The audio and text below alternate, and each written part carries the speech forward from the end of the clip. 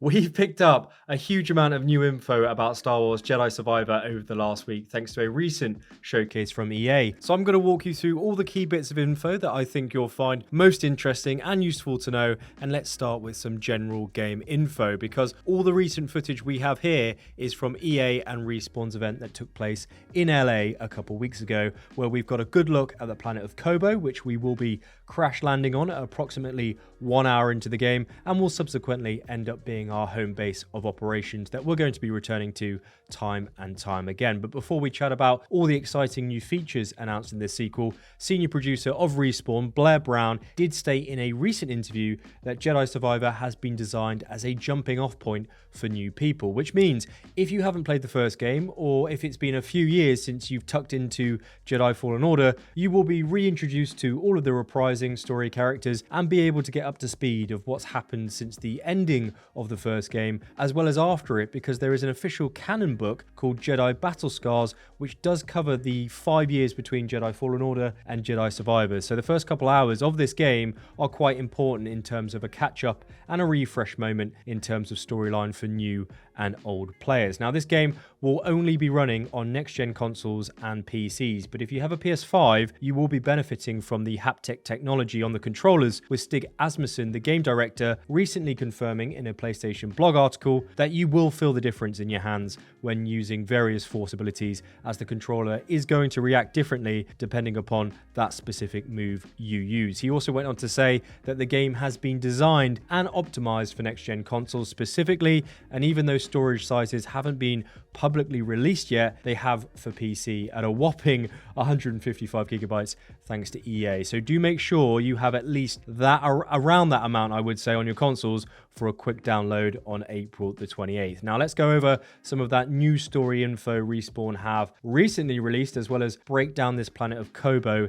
in a bit more detail, because the reason why we're reuniting with our crew members from the first game is because of a friction in ideology, where Cal feels like he has a responsibility to do everything he can to continue his fight against the Empire, whereas Grease, Serajunda and Merrin want to enjoy their own lives instead of being part of a constant rebellion. Now, our Stinger Mantis ship does end up crashing on Kobo, as we briefly mentioned, after a mission to one of the most dangerous places in the galaxy goes wrong, according to Respawn, which could be them hinting towards us starting the game on Coruscant, the capital planet of the Galactic Empire, which has also been teased quite a lot over the last few months, but we'll just have to wait and see on that front. But after we do reach Kobo, we'll seek out Grease to help us repair our ship, who operates the cantina called Pylon Saloon in the town of Rambler's Reach, which will transition into our base of operations after we do complete the initial quest there. We can then interact with a number of new vendors when we do, such as Doma, who will allow us to change our hairstyles, clothing, or even purchase some new songs for the DJ in the cantina itself, which is absolutely superb. But more on that a little later, because anything that we purchase from these vendors in game will cost us priorite shards as the local currency that we will subsequently be earning by exploring Kobo and other planets around the galaxy. There's also a base building mechanic in Rambler's Reach, where you'll be able to grow your own plants for profit, unlock more shops for special rewards, and other points of interest that progress interesting side quests. Now, a lot of these mechanics will only become available after assisting the local inhabitants who are being suppressed by the Bedlam Raiders, who are under control of Commander Ravis. So after slowly freeing the planet from this gang who are terrorizing Kobo, a lot more opportunities and game mechanics will open up to us. And speaking of the game opening up, let's go through some cool map and exploration mechanics here. First and foremost, there is a fast travel system in this game, which means that if you play Jedi Fallen Order, you won't have to run all the way back to the ship after finishing the level in this game, which is great news in my opinion. Now, to unlock this feature, you'll just need to activate a meditation zone, which are dotted throughout the planet, and once you have, you'll then be able to fast travel back to that location by using the main map menu. And while we're on this map topic, Respawn have also confirmed that they have added a navigate assist on your map and in-game, which the devs call the Golden Path, which are for you players who just want to focus on the story and not complete any other distracting side content, with Jeff Majors, the design director, noting that you can turn this on and off, but it is a great way to just focus on that main objective instead of other side content. Additionally, there are other pathways or visual breadcrumb trails noted on your map, which are clearly identifiable as areas that have not been explored world, or pathways which you cannot yet access. You need to level up and get other force powers to do so. There's even a trail on your map which shows you the way that you've just come to stop you getting lost apparently, as well as the minimap clearly identifying breakable walls that are shortcuts to different areas, which is a mechanic that reprises itself from JFO that also persists through death, meaning if you're defeated by an enemy, you can respawn at your nearest meditation point and then skip a lot of the boring backtracking with these shortcuts designed to complement meditation points specifically, so we can then get back into the action a lot quicker. There's also this binocular mechanic that has been added into the game, which allows us to place these mobile beacons or map markers through the binoculars in-game that will then appear on the main map for easier navigation to a specific point of interest that you want to go to, which is a great segue actually onto some of the new traversal upgrades and info in this game, because apart from fast travel, we'll be able to mount a Neko or Nico, I'm not really sure what it's called. Well, it's a bird mount anyway that Cal can utilize to perform a super jump from its back to access even higher points in the game. We can even use the belters, which are the pterodactyl or lothbat looking creatures that can be found on high ledges around the map,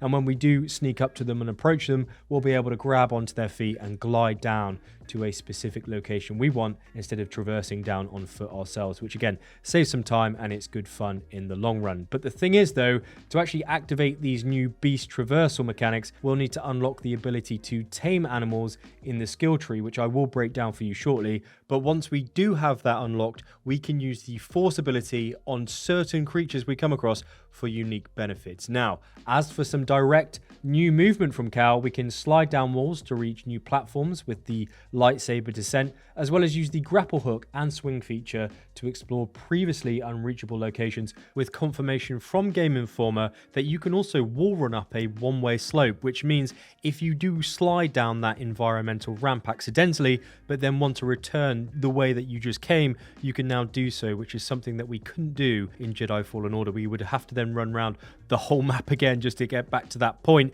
So this is a big positive for me, especially when you combine that with the new and smooth dismounting animations after finishing a Jedi parkour move. It just looks really slick and flows really nicely visually for me. Now, if you are enjoying the video so far, please do leave a very swift like down below. It genuinely helps me out on YouTube, so thank you very much for your support. And you may be interested to know that I'm currently running a Survivor game giveaway. You just need to be a subscriber of the channel to enter, and I'll pop the link in the pinned comments down below. So best of luck to you. Now, with everything that we've chatted about so far, you'd kind of think Jedi Survivor was shaping up to be a bit of an open world game experience, but Blair Brown, the senior producer, has confirmed that this game isn't an open world game, but the exploration has been expanded upon a lot compared to Fallen Order, and that's prevalent in the side quests, because you'll be able to come across these side stories called rumors, which will send us on substantial quests issued by the locals that will then take us through some bespoke dungeon-like challenges against some tough enemies like the Rancor,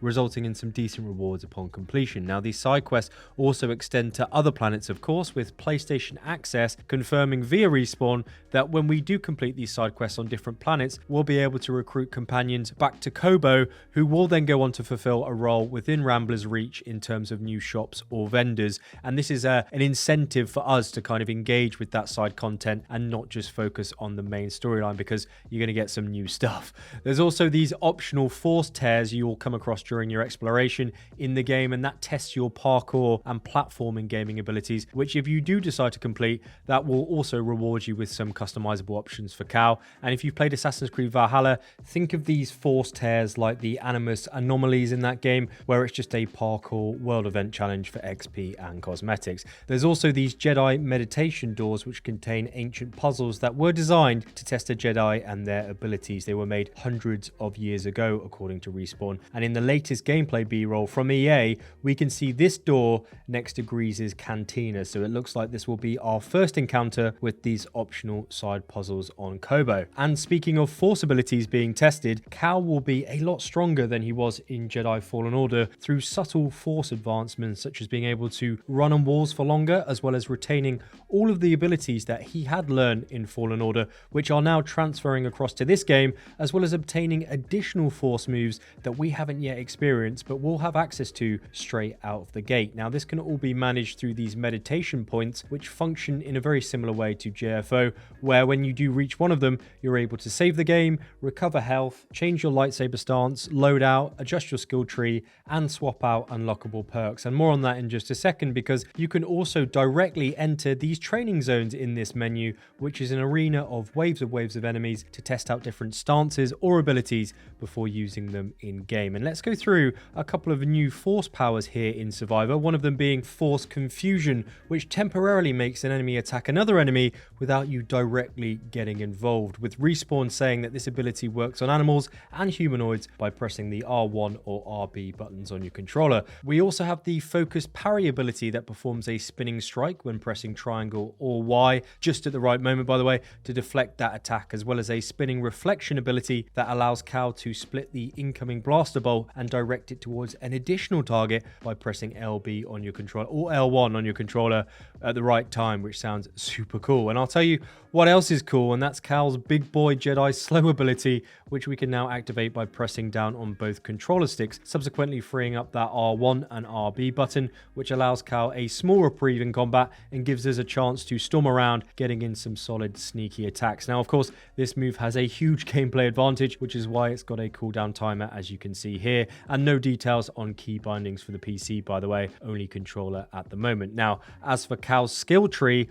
it is a lot bigger from the Jedi Fallen Order game, with the 3 trees being survival, lightsaber, and force. And within each of these 3 trees, there are subcategory trees, which each of them having about 8 or 9 skills, meaning we have an approximation of around 70 skill points to be spent in this game. And to put that in perspective, Jedi Fallen Order only had 33. So the team are really opening up the options here for us to fully customize how we would like to play in this game. So for example, let's say you enjoy playing the game with a double-bladed lightsaber predominantly, with some force powers thrown in. Well, you would then spec your skill points into those 2 trees specifically to take advantage of some of the benefits that those unique trees have to offer you to then complement your own gameplay style. Now, of course, you earn skill points by leveling up, which you can keep an eye on via your experience meter and level at the top of your screen, as you can see here. So there is potentially 70 levels in total to get that 100% skill tree completion, but we'll just have to wait on confirmation on that. Now let's go over a couple new enemy types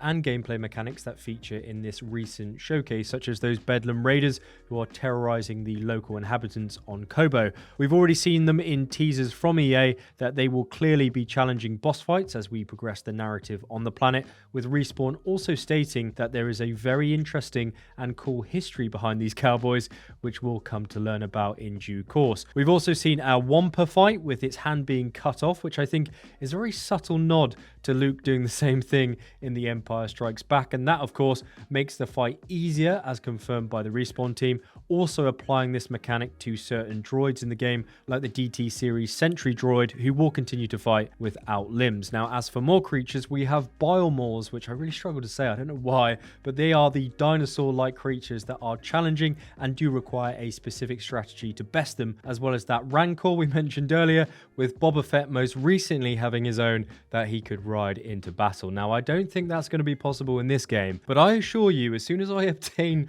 that Force Tame ability, I will be beelining for this Rancor just to see if it works, so I can park it outside the cantina, but we'll just have to wait and see if that's possible. Now, as for combat, the main switch up here in this sequel is that there will be 5 stances that you can choose from. The first being single blade, which is an all-rounder option. The second being the double blade, which is a solid choice for crowd control. The third is the dual wield saber stance. That is great for damage output, but does require a little bit more skill and you do take more damage. The fourth is the cross guard stance, which is the most powerful, but also the slowest. And finally, the fifth is the blaster stance, which is superb for dealing with enemies at distance and pestering them. Now, you can only have 2 stances active at one time, which you can switch at the meditation points, and we still haven't seen the blaster stance showcased yet, but the folks who went to the LA preview did see an in-person showcase by Respawn, with GameInformer stating that there was a notable fight where Cal force pushed all enemies up into the air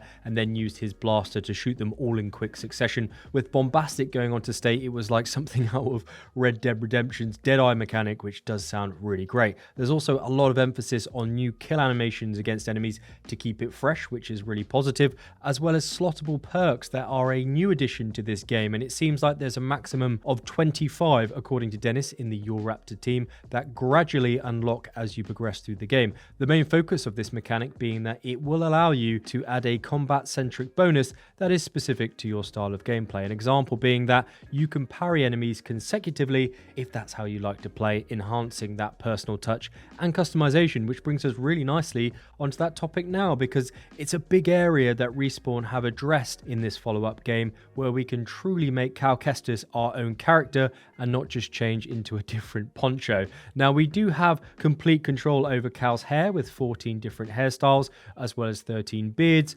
22 jacket options, and 13 trouser styles just by looking at the menus. We can also fully customize BD1, including swapping out his antennas, legs, and all other components, which you can mash up with different skins and colors, which is really great to see. I especially like these smooth transitions in the menus when you're kind of just flicking back and forth through each cosmetic. I think that's a really nice touch. Now, as for our lightsaber though, we are able to customize it fully back at the workbench, with the white saber color being added into this game, which is really rare in the Star Wars universe, as a Jedi has to purify a corrupted red kyber crystal using the Force, which subsequently turns it white, just like Ahsoka did to her sabers. So I think that's a really cool addition here, and I'd be interested to know if there's anything behind that. But yeah, we're just gonna have to wait and see again on that one. But you can also collect data discs in this game during your playthrough that can then be traded in at the Cobra vendors for all the cosmetics that we just discussed, as well as collecting fish for your own aquarium back in the cantina, and collecting seeds out in the wild to grow your own garden, which is pretty similar to the mechanic that we had in the Stinger Mantis in JFO, which is really awesome to see it being reprised and expanded upon here. There's also a photo mode in this game, so I'm expecting a lot of epic mullet pictures next to space aquariums to pop up online in the next month or so, which I'm totally here for, by the way. Now, if you'd like a fully comprehensive Star Wars Jedi Survivor breakdown, click the video on your screen right now. I go into a lot of detail about everything we know so far about this game, so hopefully see you there in a second. But if you're still here, my big thanks to my co-content creator Nika, who has helped me create this video for you, as well as Dennis and Voynich for their help with research. Coffee is on them, and I'll see you in that next video.